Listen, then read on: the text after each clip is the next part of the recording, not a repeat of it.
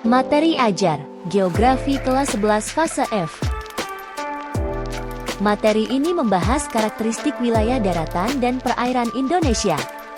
Wilayah Indonesia membentang dari barat ke timur sepanjang 5.110 km dan membujur dari utara ke selatan sepanjang 1.888 km. Wilayah seluruhnya mencapai kurang lebih 5.193.252 km persegi yang terdiri atas 1.890.754 km persegi luas daratan dan 3.303.498 km persegi berupa lautan. Wilayah Indonesia pun memiliki kondisi geografis yang beragam dan terdiri atas pegunungan, dataran tinggi, dataran rendah, dan pantai.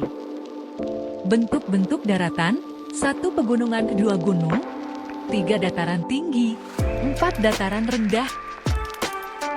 Pegunungan atau banjaran atau barisan merupakan suatu area geografis berupa rentetan dari beberapa gunung-gunung atau bukit yang terkait secara geologis yang membentuk suatu deret atau bentangan. Berikut adalah nama-nama pegunungan di Indonesia.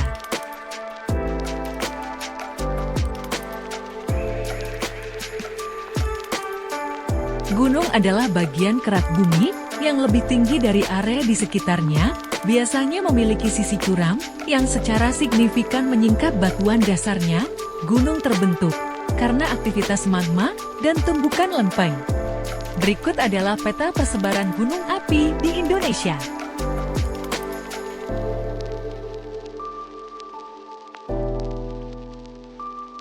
Dataran tinggi atau penara disebut juga plateau adalah dataran yang terletak pada ketinggian di atas 700 meter dpl.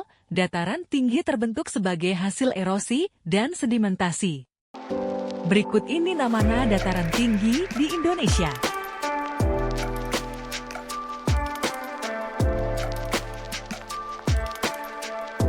Dataran rendah adalah suatu hamparan tanah lapang yang luas dengan tingkat ketinggian yang diukur dari permukaan laut adalah relatif rendah, yaitu tidak lebih dari 200 meter di atas permukaan laut.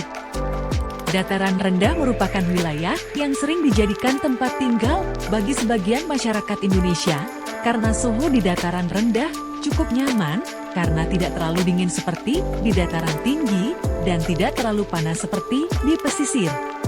Bentuk-bentuk perairan: 1 sungai, 2 danau, 3 laut, 4 teluk, 5 selat.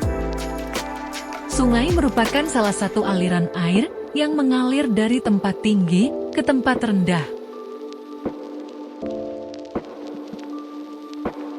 Danau adalah cekungan besar di permukaan bumi yang digenangi oleh air, bisa tawar ataupun asin, yang seluruh cekungan tersebut dikelilingi oleh daratan. Laut adalah wilayah perairan asin yang luas dan mengelilingi sebagian besar daratan bumi. Laut membentang di antara benua dan memiliki kedalaman bervariasi, mulai dari beberapa meter hingga ribuan meter. Teluk adalah tubuh perairan yang menjorok ke daratan dan dibatasi oleh daratan pada ketiga sisinya. Oleh karena letaknya yang strategis, teluk banyak dimanfaatkan sebagai pelabuhan. Selat adalah sebuah wilayah perairan yang relatif sempit yang menghubungkan dua bagian perairan yang lebih besar dan karenanya pula biasanya terletak di antara dua permukaan. Setelah mempelajari materi ini, diskusikan dengan temanmu. Apa manfaat bentuk-bentuk daratan dan perairan tersebut? Sekian, dan terima kasih.